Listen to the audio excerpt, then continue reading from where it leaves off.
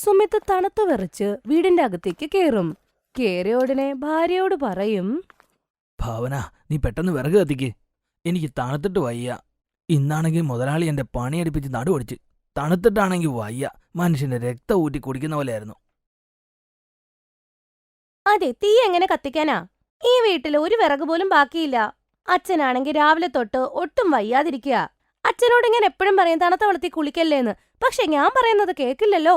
വയ്യാതിരിക്കുന്നോണ്ട് വിറകെടുക്കാനും പോയില്ല. പഴയ ആൾക്കാരുടെ അടുത്ത് നമ്മൾ എന്തൊക്കെ പറഞ്ഞാലും ഒരു കാര്യം ഉണ്ടാവത്തില്ല. നമ്മൾ പാവപ്പെട്ടവരാണെങ്കിൽ എന്താ കുഴപ്പം? നമ്മുടെ കയ്യിൽ ചൂളയുണ്ടല്ലോ, നമുക്കത് കത്തിച്ച് വെള്ളം ചൂടാക്കി അതുകൊണ്ട് കുളിച്ചാല് നല്ലതല്ലേ? അച്ഛന് വയ്യാത്തതുകൊണ്ട് സുമിത്ത് വിഷമിച്ചിരിക്കുകയായിരുന്നു. അപ്പോഴാണ് അച്ഛൻ മനീഷ് അകത്തേക്ക് വരുന്നത്. മോനെ സുമിത്തേ, എന്നെ ഓർത്ത് നീ വിഷമിക്കൊന്നും വേണ്ട. ഈ ജലദോഷമൊക്കെ കുറച്ച് ദിവസം കഴിയുമ്പോ അങ്ങ് മാറത്തില്ലേ? അപ്പോഴേക്കും മകൻ രാജു ചുമച്ചുകൊണ്ടുവരും. അമ്മ, അതൊക്കെ വീട്. എനിക്ക് നന്നായി തണുക്കുന്നുണ്ട്. അച്ഛനാണെ വന്നില്ലേ? ആ പെട്ടിന്ന് കമ്പിളി പുതപ്പ് എടുക്ക്. അത് ശരിയാ, തണുപ്പ് ഇപ്പൊ കൂടിയിട്ടുണ്ട്. ഈ പുതപ്പ് കൊണ്ടൊന്നും ചൂട് കിട്ടില്ല. ഇനി ഇതുകൊണ്ടൊന്നും കാര്യം നടക്കില്ല. ഞാൻ കമ്പിളിപ്പുതപ്പ് പെട്ടിന്നങ്ങ് എടുക്കാം. അതുകൊണ്ട് നമുക്ക് മുഴുവൻ കുടുംബത്തിനും കിടന്നുറങ്ങാലോ. അങ്ങനെ ഭാവന കമ്പിളിപ്പുതപ്പ് വച്ചിരിക്കുന്ന പെട്ടിയുടെ അടുത്ത് പോയി അത് തുറക്കും. അവരത് തുറന്നപ്പോഴേക്കും ആ പെട്ടിയിൽ നിന്നും 2-3 എലികൾ പുറത്തേക്ക് വരും. ഭാവന പെട്ടിയിൽ നിന്നും കമ്പിളിപ്പുതപ്പ് എടുത്തപ്പോഴേക്കും തലേ കൈവച്ച് പറയാൻ തുടങ്ങി, ഓ, നശിച്ചു പോകൂ ഈ എലികള്. കണ്ടില്ലേ, മുഴുവനും കീറിക്കളഞ്ഞു. ഇനി എന്തു ചെയ്യും? മോളെ, ഇനി പറഞ്ഞിട്ട് കാര്യമൊന്നുമില്ല. ഉള്ളത് കൊണ്ട് നമുക്ക് ശരിയാക്കി നോക്കാന്നേ. നമ്മള് പാവപ്പെട്ടവരല്ലേ. അങ്ങനെ എല്ലാവരും കമ്പിളിപ്പുതപ്പിൽ കിടന്നുറങ്ങുന്ന സമയത്ത് അതിൽ നിന്നും വല്ലാത്ത നാറ്റമായിരുന്നു. അത് പോരാഞ്ഞിട്ട് അത് കീറിയതുമായിരുന്നു. അതുകൊണ്ട് തന്നെ അന്നേ രാത്രി എല്ലാവരും തണുത്ത് വിറയ്ക്കുകയായിരുന്നു. നന്നായി ഉറക്കവും കിട്ടിയില്ല. അടുത്ത ദിവസം രാവിലെ ഗ്രാമത്തിലെ ഒരാൾ, എന്നാൽ സുമിത്തിന്റെ കൂട്ടുകാരൻ, ഓടി വന്ന് അവനോട് പറഞ്ഞു, പെട്ടെന്ന് വാ സുമിത്, നമ്മുടെ ഗ്രാമത്തലവന് കുഞ്ഞുണ്ടായ വിവരം അറിഞ്ഞില്ലേ? എല്ലാവർക്കും കമ്പിളിപ്പുതപ്പും സമ്മാനങ്ങളും ഒക്കെ കൊടുക്കാൻ തുടങ്ങി. നീ കുടുംബത്തിലെ എല്ലാവരെയും കൂട്ടി വാ, എല്ലാവർക്കും വാങ്ങിക്കാലോ. അങ്ങനെ സുമിത് കുടുംബക്കാരെയും എല്ലാവരെയും കൂട്ടിക്കൊണ്ട് സമ്മാനങ്ങൾ വാങ്ങാനായി ഗ്രാമത്തലവന്റെ അടുത്തേക്കെത്തി. അതിനുശേഷം മുഴുവൻ കുടുംബവും തണുപ്പത്ത് ക്യൂ നിൽക്കും. പെട്ടെന്ന് തന്നെ കാലാവസ്ഥയൊക്കെ മാറി ഇടിമിന്നലോടെ മഴ പെയ്യാൻ തുടങ്ങി. അങ്ങനെ അവന്റെ മുഴുവൻ കുടുംബവും നനയാൻ തുടങ്ങി. രാജു വിറച്ചുകൊണ്ട് പറഞ്ഞു, അമ്മ, എനിക്ക് വല്ലാണ്ട് തണുക്കുന്നു. നമ്മുടെ കുടിലാണെങ്കിൽ പോലും ഇത്രയും തണുപ്പ് എനിക്ക് തോന്നിയിട്ടില്ല. എനിക്കിനി പറ്റുന്നില്ല. മോനെ, കുറച്ചേരം കൂടെ നിന്നാ മതി. ഇപ്പൊ തന്നെ നമ്മളെ വിളിക്കുന്നേ. അത് കിട്ടിയിട്ട് നമുക്ക് വീട്ടിലേക്ക് പോകാം. എന്നിട്ട് നമുക്ക് രാത്രി അത് മൂടി കിടന്നുറങ്ങാലോ. അങ്ങനെ കുറെ നേരം അവര് കാത്തു നിന്ന് അവസാനം അവരുടെ പേരും വന്നു. ഭാഗ്യവശാൽ അവർക്ക് ഒരെണ്ണേ കിട്ടിയുള്ളൂ. തലവനാണെങ്കിൽ ആ ഒരെണ്ണം അവർക്ക് കൊടുക്കുകയും ചെയ്തു. രാജുവിന് ഒരുപാട് സന്തോഷമായി. അങ്ങനെ ആ കമ്പിളിപ്പുതപ്പും കൊണ്ടെന്ന് രാജു വീട്ടിൽ വന്ന് അമ്മോട് പറയും, അമ്മ, ഇനി അങ്ങോട്ടേക്ക് നമുക്ക് ഒരു ബുദ്ധിമുട്ടും ഉണ്ടാവില്ല. നമ്മുടെ കുടുംബം മുഴുവൻ ഇനി പുതിയ കമ്പിളിപ്പുതപ്പിൽ ഉറങ്ങും. അതുകൊണ്ട് ഇനി തണുപ്പിനെ പേടിക്കേ വേണ്ട. ഈ കമ്പിളിപ്പുതപ്പ് നല്ല ചൂടാ. അതേ മോനെ, നീ സത്യാ പറഞ്ഞത്. നമുക്കിനി ഒരു ബുദ്ധിമുട്ടും അങ്ങോട്ടുണ്ടാവില്ല. ദൈവം നമ്മുടെ കൂടെയല്ലേ. നമുക്കതുകൊണ്ടല്ലേ ഈ കമ്പിളിപ്പുതപ്പ് കിട്ടിയത്. അവർക്ക് എല്ലാവർക്കും ഒരുപാട് സന്തോഷമായിരുന്നു. അന്നേ രാത്രി എല്ലാവരും ഒരേ കമ്പിളിപ്പുതപ്പിൽ ആ തണുപ്പത്ത് സന്തോഷത്തോടെ തന്നെ നന്നായി കിടന്നുറങ്ങുകയും ചെയ്യും. ഭാവന രാവിലെ എണീറ്റ് കഴിയുമ്പോ സുമിത്തിനെ ജോലിക്ക് വിടാനായി വിളിക്കും. അതെ, എന്താ എണീക്കാത്തത്? നിങ്ങൾക്ക് ജോലിക്ക് പോവണ്ടേ? ഇങ്ങനെ മടി പിടിച്ച് കിടന്നാ ശരിയാവില്ല. ഭാവന, ഞാൻ കുറച്ച് ദിവസമായില്ല ഇങ്ങനെ ഉറങ്ങിയിട്ട്. ഞാൻ ആലോചിക്കുന്നത് ഇന്ന് അവധി എടുത്താലോന്നാണ്. അവധി എടുക്കുന്ന കാര്യം നിങ്ങൾ ആലോചിക്കുക പോലും വേണ്ട. ഒരു ദിവസം അവധി എടുത്താൽ അത്രയും കട്ടിയോ അവര്. മനീഷാണെങ്കിൽ ഉച്ചയ്ക്ക് വിറക് വെട്ടാൻ പോയേക്കുമായിരുന്നു. മകനാണെങ്കിൽ സ്കൂളിൽ പോയി. അപ്പൊ ഭാവന, ആരും ഇല്ലല്ലോ ഇപ്പൊ വീട്ടില്. പുതിയ കമ്പിളിപ്പുതപ്പിച്ചിരി വെയിലത്ത് കൊണ്ടങ്ങ് ഇട്ടാലോ? ഭാവന ഇത് പറഞ്ഞ് അവളുടെ പുതിയ കമ്പിളിപ്പുതപ്പ് കുറച്ച് വെയില് കൊള്ളാനായി പുറത്തേക്ക് കൊണ്ടുപോയി ഇടും. അപ്പൊ രാത്രി ഉപയോഗിക്കാലോ. രാത്രി കിടക്കാൻ നേരം ആയപ്പോ മനീഷ് പറയും, മോളെ, കമ്പിളിപ്പുതപ്പ് എവിടെയാ? അതിന്റെ കമ്പിളിപ്പുതപ്പ് ഇങ്ങതാ. അതില്ലാതെ എനിക്ക് ഉറങ്ങാനേ പറ്റത്തില്ല. അല്ല, വീടിന്റെ അകത്തത് കാണുന്നില്ലല്ലോ. അതെ അച്ഛാ, ഞാനത് കുറച്ച് വെയില് കൊള്ളാനായിട്ട് പുറത്തിട്ടേക്കുമായിരുന്നു. ഞാൻ ഇപ്പൊ കൊണ്ടുവരാട്ടോ. ഭാവന പുറത്തുപോയി കമ്പിളിപ്പുതപ്പ് നോക്കുമ്പോ അതവിടെ കാണുന്നുണ്ടായിരുന്നില്ല. അത് കണ്ട് അവൾ പേടിച്ചു വിറച്ച് ഒച്ചയിൽ നിലവിളിക്കും. അവളുടെ നിലവിളി കേട്ട് സുമിത്തും അച്ഛനും പുറത്തേക്ക് ഓടിവന്ന് അവളോട് ചോദിക്കും, എന്തു പറ്റി ഭാവന? എന്തിനാ നീ ഇങ്ങനെ കിടന്ന് നിലവിളിക്കുന്നത്? ഒന്നും ശരിയല്ല. നമ്മുടെ കമ്പിളി പുതപ്പ് കള്ളം കൊണ്ടുപോയി. ആ പുതപ്പുള്ളത് കൊണ്ട് ആ തണുപ്പത്ത് നമ്മള് സുഖമായിട്ട് ഉറങ്ങിക്കൊണ്ടിരുന്നത്. ഭാവന അവിടെ കരഞ്ഞോണ്ടിരുന്ന സമയം കൊണ്ട് സുമിത്തും അച്ഛനും കൂടെ അവിടെ മുഴുവനും തപ്പി നോക്കും. പക്ഷെ അത് അവിടെ ഒന്നും ഉണ്ടായിരുന്നില്ല. അവരുടെ പ്രതീക്ഷകൾ നഷ്ടപ്പെട്ടു. കുടുംബക്കാര് മുഴുവനും തണുത്ത് വിറച്ചിരിക്കുകയായിരുന്നു. സുമിത്ത് പറയും, ഭാവന, നീ എന്തിനാണത് വെയിലത്ത് കൊണ്ടുപോയി ഇടാൻ പോയത്? പുതിയ കമ്പിളി പതിപ്പ് ആരെങ്കിലും വെയിലത്ത് കൊണ്ടുപോയി ഇടുവോ? നീ ഒറ്റൊരാൾ കാരണം ഈ രാത്രി മുഴുവൻ ഈ കുടുംബം തണുത്ത് പറിച്ച് കിടക്കേണ്ടി വരും. നമ്മുടെ കാര്യമൊക്കെ പോട്ടെ, നീ മകനെ കുറിച്ച് ആലോചിച്ചിട്ടുണ്ടോ? അവൻ എങ്ങനെ ഈ തണുപ്പ് സഹിച്ച് കിടന്നുറങ്ങും? എനിക്കെങ്ങനെ അറിയായിരുന്നു ഇങ്ങനെ പുറത്തിട്ട് അത് കള്ളം കൊണ്ടുപോകുന്നൊക്കെ? നമ്മൾ പാവപ്പെട്ടവരല്ലേ. നമ്മുടെ വീട്ടിൽ നിന്ന് എന്തിനാ ഈ കള്ളന്മാര് മോഷ്ടിച്ചത്? എന്റെ ഒരു തെറ്റ് കാരണം ഇനി അങ്ങോട്ടുള്ള ഈ തണുത്ത രാത്രികൾ നമ്മൾ അനുഭവിക്കണല്ലോ.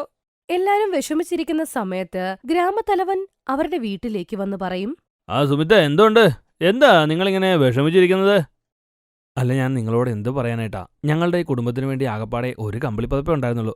അതും നിങ്ങൾ തന്നതാണ്. പക്ഷെ അതിപ്പോ ഇവിടെ കാണുന്നില്ല. ഞങ്ങൾ എന്ത് ചെയ്യാനാ? തലവൻ സുമിത്തിനോട് ചിരിച്ചുകൊണ്ട് പറഞ്ഞു, അല്ല സുമിത്തെ, നീ അത്ര ഭാഗ്യം കെട്ടവനാണെന്ന് ആര് പറഞ്ഞു? ഞാൻ നാട്ടിലെ എല്ലാവർക്കും കമ്പിളി കൊടുത്തതല്ലേ. നിന്റെ കുടുംബത്തിലാണെങ്കിൽ എനിക്ക് ഒരെണ്ണല്ലേ തരാൻ പറ്റുള്ളൂ. ഞാൻ ഇന്നലെ കുറച്ചുകൂടി കമ്പിളി വരുത്തിച്ചായിരുന്നു. നിങ്ങൾക്ക് തരാനുള്ള 3 കമ്പിളി ഇവിടെ കൊണ്ടുവന്ന് തരാമെന്ന് കരുതി.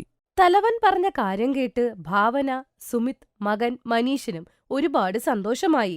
തലവൻ ജോലിക്കാരെ കമ്പിളിപ്പുതപ്പ് കൊടുക്കാനായി വിളിക്കും. അദ്ദേഹത്തിന്റെ ജോലിക്കാര് 3 കമ്പിളിപ്പുതപ്പ് കൊണ്ടുവരും. ഹായ്, അങ്കിള് നല്ല അങ്കിളാണല്ലോ. ഞങ്ങൾക്ക് 3 കമ്പിളി പതിപ്പ് കിട്ടി. ഇനി ഞങ്ങൾക്ക് തണുപ്പില്ലാതെ ഉറങ്ങാലോ. തലവൻ രാജുവിന്റെ തലയിൽ കൈവച്ച് സന്തോഷമായിട്ടിരിക്കാൻ പറഞ്ഞ് അവിടെ നിന്ന് പോകും. ഇതിനുശേഷം രാജുവിന്റെ കുടുംബത്തിന് ഒരു പ്രശ്നങ്ങളും ഉണ്ടാവാറില്ല. സുമിത് രാവിലെ മുഴുവനും ജോലിയെടുത്ത് രാത്രിയാവുമ്പോ കമ്പിളിപ്പുതപ്പ് മൂടി അവര് സുഖമായി ഉറങ്ങും. സുമിത്തിനിപ്പം വേറെ കമ്പിളിപ്പുതപ്പുണ്ട്. രാജു അമ്മയുടെ കൂടെ വേറെ കമ്പിളിപ്പുതപ്പിൽ പൊതിച്ചുമൂടി കിടക്കും. അച്ഛൻ മനീഷ് വേറെ കമ്പിളിപ്പുതപ്പിൽ പൊതിച്ചുമൂടി കിടക്കും. ഭാവനയുടെ പഴയ എലികരണ്ട കമ്പിളിപ്പുതപ്പ് അവൾ ഒരിക്കലും കളഞ്ഞില്ല. അത് പെട്ടിയിൽ തന്നെ സൂക്ഷിച്ചു വെച്ചു. അതൊരു ഓർമ്മയല്ലേ. തണുത്തു വറച്ചിരുന്ന സമയത്ത് അവർക്ക് ആകെ ഉണ്ടായിരുന്ന ഒരു ആശ്രയം തന്നെയായിരുന്നു അവരുടെ ആ പഴയ എലികരണ്ട കമ്പിളിപ്പുതപ്പ്.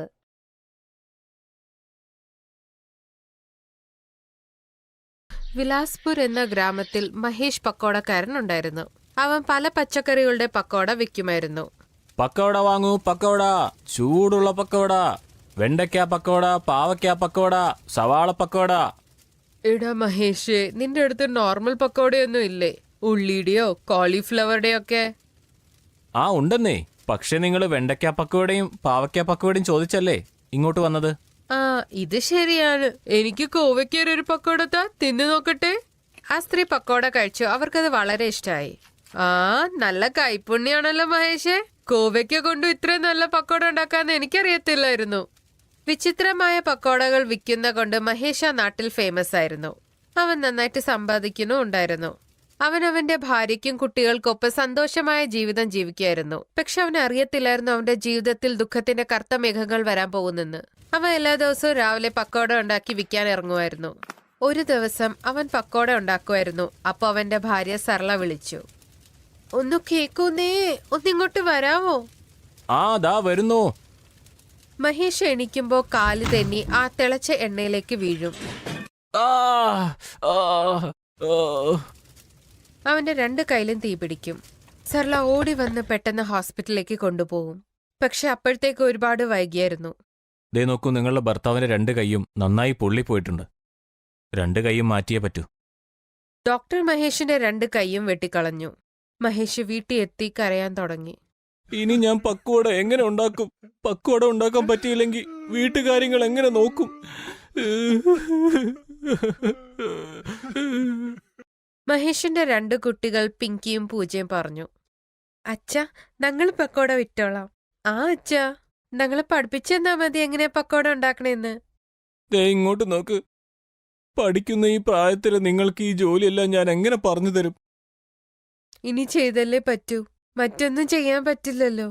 അടുത്ത ദിവസം 3 പേർക്കും എങ്ങനെ പക്കോട ഉണ്ടാക്കണേന്ന് മഹേഷ് പറഞ്ഞു കൊടുത്തു. 3 പേരും കൂടെ പക്കോട ഉണ്ടാക്കി എന്നിട്ട് വിൽക്കാനായി പോയി.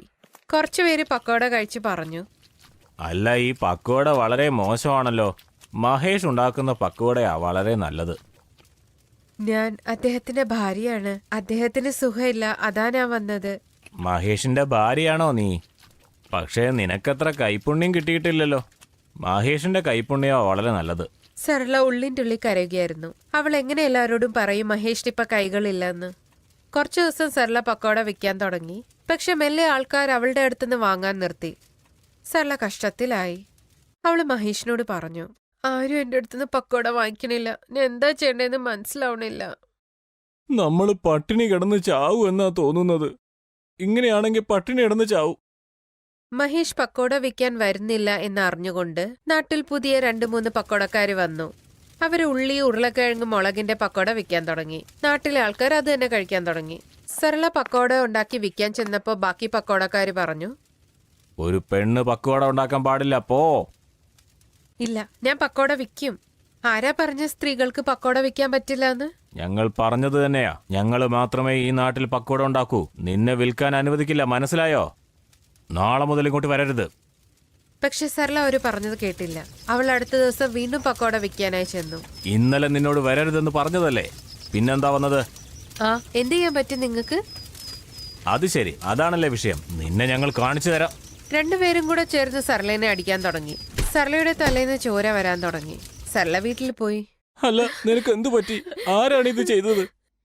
സരള കരഞ്ഞോണ്ടെല്ലാം പറഞ്ഞു. മഹേഷ് പറഞ്ഞു, നമ്മൾ പാവപ്പെട്ടവരല്ലേ, അതുകൊണ്ടാണ് എല്ലാവരും നമ്മളെ ഉപദ്രവിക്കുന്നത്. അപ്പൊ എന്താ വെച്ചാ നമ്മൾ അടികൊള്ളൂ? നമ്മൾ എന്താ മറുപടി കൊടുക്കില്ലേ? പക്ഷെ ഒരുപാട് ചിന്തിച്ചിട്ടും മഹേഷിനൊന്നും പിടികിട്ടില്ല. ചന്തയിൽ കിട്ടുന്ന എല്ലാ പച്ചക്കറികളും ആർക്ക് വേണമെങ്കിലും വാങ്ങിച്ച് ബജികൾ ഉണ്ടാക്കാം. പക്ഷെ മഹേഷിന് എന്തെങ്കിലും പുതിയത് ചെയ്യണമായിരുന്നു. മഹേഷിന്റെ അടുത്ത് മിച്ചമുള്ള കുറച്ച് കാശുകൾ അതും തീരാറായായിരുന്നു. വീട്ടിൽ പച്ചക്കറിയും ഇല്ല. കേക്കുന്നേ, വീട്ടിൽ പച്ചക്കറികളില്ല. ഇനി നമ്മൾ എന്ത് കഴിക്കും? കുഴപ്പമില്ല അമ്മ, ഞങ്ങൾ പോയി കുറച്ച് ചീര പറിച്ചിട്ട് വരാം. പൂജയും പിങ്കിയും രണ്ടുപേരും കുളത്തിന്റെ അടുത്ത് ചെന്നു. പിന്നെ അവിടുന്ന് ചീര പറിക്കാൻ തുടങ്ങി. കുളത്തിന്റെ അടുത്ത് മുളങ്കാടായിരുന്നു. ആ സ്ഥലം മഹേഷിന്റെ തന്നെയായിരുന്നു. പിങ്കി കണ്ടു മുളങ്കാടിൽ പുതിയ മുളകൾ വളരുന്നെന്ന്. പൂജ നോക്കിയ, പുതിയ മുളകൾ വളരുന്നു. ഞാൻ വായിച്ചിട്ടുണ്ട് ഇങ്ങനത്തെ മുളകൾ നമുക്ക് കഴിക്കാൻ പറ്റും. ശരി, എങ്കിൽ നമുക്കത് എടുത്തോണ്ട് വീട്ടിൽ പോവാം. രണ്ടുപേരും കൂടെ പുതിയ മുളയെ പിഴുത് വീട്ടിൽ കൊണ്ടുവന്നു. സരള പറഞ്ഞു, മുളയുടെ കറി അറിയില്ല എങ്ങനെ ഉണ്ടാവുമെന്നോ, പക്ഷേ മറ്റു മാർഗവും ഇല്ലല്ലോ. സരള മുളയെ ചെറുതായി മുറിച്ച് അതിന്റെ കറിയുണ്ടാക്കി. അത് കഴിച്ചതും എല്ലാവർക്കും വളരെ ഇഷ്ടപ്പെട്ടു. വാവ്, ഇത് വളരെ നന്നായിട്ടുണ്ടല്ലോ. ഇതിനെക്കുറിച്ച് ഞാൻ ഇതുവരെ കേട്ടിട്ടില്ലല്ലോ. അപ്പൊ മഹേഷിനൊരു ഐഡിയ വന്നു. നമുക്ക് മുളപ്പക്കോട ഉണ്ടാക്കാമല്ലോ. നിങ്ങൾ ഇനിയും കുറച്ച് മുളത്തണ്ടുകൾ കൊണ്ടുവരൂ. രണ്ടുപേരും മുളം കാട്ടിച്ചെന്ന് പിന്നെ പുതിയ 10 മുളകൾ എടുത്തോണ്ട് വന്നു. മഹേഷ് എങ്ങനെയൊക്കെ പറഞ്ഞു, സരള അതേപോലെ ചെയ്തു. അതിനുശേഷം മുള വെച്ചുള്ള ബജികൾ തയ്യാർ. വാവ്, എന്തൊരു ടേസ്റ്റാ ഇതിന്. ഈ ഐഡിയ എന്താ നേരത്തെ വരാഞ്ഞത്? പക്ഷെ എന്താ ഫലം, അവരെന്നെ അവിടെ വിൽക്കാനും സമ്മതിക്കില്ലല്ലോ. അയ്യോ, നീ വിഷമിക്കേണ്ട സരളെ. മുളപ്പക്കോട കഴിച്ച സ്ഥിതിക്ക് എല്ലാവരും ഇനിയും ഇങ്ങോട്ട് വരും. പിന്നെ അത് തന്നെ നടന്നു. അല്ലെങ്കിൽ തന്നെ മഹേഷിന്റെ പക്കോടകൾ കഴിക്കാൻ ആൾക്കാർ കൊതിക്കുകയായിരുന്നു.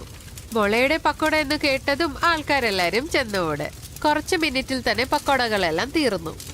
ആ കൊള്ളാലോ, ഇതെന്തോ പുതിയ സാധനമാണ്. ഇനി എന്നും കഴിക്കും ഞാനിത്. ഇങ്ങനെ മുളയുടെ പക്കോട വിറ്റ് വിറ്റ് മഹേഷ് പണക്കാരനായി. വീട്ടിന്റെ മുമ്പിൽ ഒരു ഹോട്ടൽ തുടങ്ങി. അവിടെ മുളയുടെ പക്കോടയ്ക്കൊപ്പം മറ്റു പല സാധനങ്ങളും ഉണ്ടായിരുന്നു. പുതിയ പക്കോടക്കാരുടെ അടുത്ത് ആരും ഒന്നും തന്നെ വാങ്ങിച്ചില്ല. അവരുടെ കച്ചവടം നിന്നുപോയി. സരളേനെ അടിച്ചതിന്റെ ശിക്ഷ അവർക്ക് കിട്ടി. പിന്നെ മഹേഷിന്റെ ഹോട്ടൽ മുളയുടെ പക്കോട ഹോട്ടൽ എന്നറിയപ്പെട്ടു. Thanks for watching.